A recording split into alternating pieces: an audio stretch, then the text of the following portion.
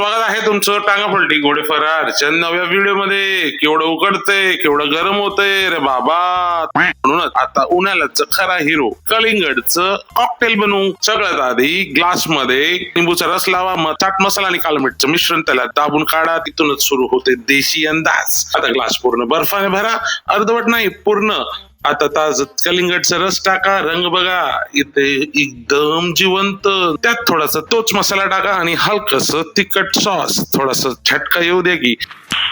आता त्याच्यामध्ये वोडका टाकून सोपा स्वच्छ आणि सरळ छान हलवा. परत बोलणार नाही, मी ग्लास आणि कॉकटेल बद्दल बोलतोय हलवण्याचं, कळलं का?